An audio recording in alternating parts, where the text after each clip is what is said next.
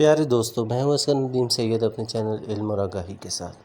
قصہ قوم لوط پر عذاب کا۔ وہ 4 شہر تھے، آبادی تقریباً 10 لاکھ کے قریب تھی۔ صبح کا وقت تھا، وہ سب اپنے کام کاج میں مصروف۔ اچانک ہلکی سی گڑگڑاہٹ کی آواز پیدا ہونے لگی اور زمین ہلنے لگی۔ ایسے لگا جیسے زلزلہ آ گیا ہو۔ لوگ اس پراسرار آواز اور پھر زمین ہلنے کی وجہ سے گھبرا کر گھروں سے باہر نکلے تاکہ زلزلہ کے نتیجے میں مکانات اگر زمین بوس ہوئے تو وہ اپنی جان بچا سکیں۔ پھر گڑگڑاہٹ کی آواز اور زمین ہلنا رک گئی۔ چند لمحے سکون رہا اور پھر زمین اتنی شدت سے ہلنے لگی کہ مکانات گرنے لگے، لیکن لوگ چونکہ پہلے جھٹکے کے بعد گھروں سے نکل آئے تھے، اس لیے مکانات کے گرنے کے باوجود بھی سب لوگ زخمی یا ہلاک ہونے سے بچ گئے۔ زمین کی حرکت میں شدت آتی جا رہی تھی، لیکن لوگوں نے ایک بات نوٹ کی کہ یہ زلزلہ صرف اتنے حصے میں آ رہا تھا جتنے حصے میں شہری آبادی تھی۔ شہر سے باہر کی سڑکیں اور راستے بالکل ٹھیک اور نارمل حالت میں تھے۔ جتنی جگہ پر شہر کے مکانات تھے، اتنے علاقے کی زمین ارد گرد سے کئی فٹ اونچی ابھر آئی تھی۔ یوں لگ رہا تھا جیسے صرف شہر کے علاقے کے نیچے کی زمین میں بیلچہ گھسا کر اتنے علاقے کی مٹی کو نیچے والی زمین سے الگ کر دیا گیا۔ شہر کے لوگ انتہائی خوفزدہ اور پریشان ہو چکے تھے۔ وہ شہر کے علاقے سے باہر بھی نہیں نکل سکتے تھے کیونکہ شہر کی زمین کافی اونچی اٹھ چکی تھی اور دونوں زمینوں کے درمیان گہری کھائی سی بن چکی تھی۔ ایک بار پھر گڑگڑاہٹ اور زمین کی حرکت رک گئی تھی اور پھر یوں لگا جیسے پورے شہر کی زمین کو کسی نے ہاتھ میں اٹھا لیا ہو اور زمین کے اس ٹکڑے نے جہاں شہر واقع تھا آسمان کی جانب پرواز شروع کر دی۔ پھر کئی کلومیٹر اوپر بلندی پر پہنچ کر زمین کے اس ٹکڑے کو الٹا کر کے زمین کی طرف پوری قوت سے پھینک دیا گیا۔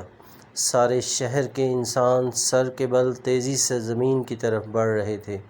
ان کے درمیان اور نیچے زمین کے درمیان فاصلہ تیزی سے کم ہو رہا تھا اور پھر ایک زوردار دھماکے کے ساتھ پورے کا پورا شہر اپنی آبادی سمیت زمین کے ساتھ الٹا ٹکرا گیا اور سب کچھ ملیہ میٹ ہو گیا۔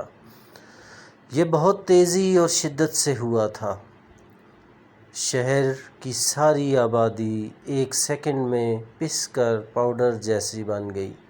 کچھ افراد زندہ بچ گئے تھے، لیکن وہ شدید زخمی ہو گئے تھے۔ انہوں نے شدید زخمی ہونے کے باوجود اپنی جان بچانے کے لیے اس علاقے سے نکلنے کے لیے دوڑ لگا دی۔ ارد گرد ہر طرف مٹی دھول کے بادل رہ گئے تھے۔ مکانات مکمل طور پر مٹی کے ساتھ مٹی ہو چکے تھے۔ پھر اچانک آسمان سے پتھروں کی برسات شروع ہو گئی اور وہ پتھر انسانوں کو لگنے لگے جو زخمی تھے اور جان بچا کر بھاگنے کی کوشش کر رہے تھے۔ ایک بات بہت عجیب تھی، ہر ایک پتھر پر ان کے الگ الگ نام لکھے ہوئے تھے۔ پتھر پر جس جس کا نام ہوتا تھا وہ پتھر صرف اسی کے جسم پر گر کر اس کو کچل رہا تھا۔ پھر وہ سب بھاگنے والے بھی مر گئے۔ ہر طرف خاموشی چھا گئی۔ صرف 5 منٹ پہلے جہاں ہنستا بستا شہر تھا، وہاں صرف دھوئیں کے بادل رہ گئے تھے اور مکمل طور پر خاموشی کا راج قائم ہو چکا تھا۔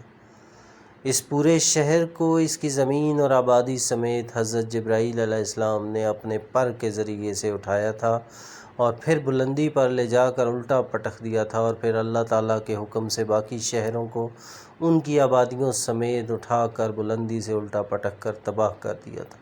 ان لوگوں کے ساتھ یہ کیا ہوا تھا، کیوں ہوا تھا اور یہ لوگ کون تھے؟ یہ سب لوگ بدترین عذاب الہی کا شکار ہوئے تھے۔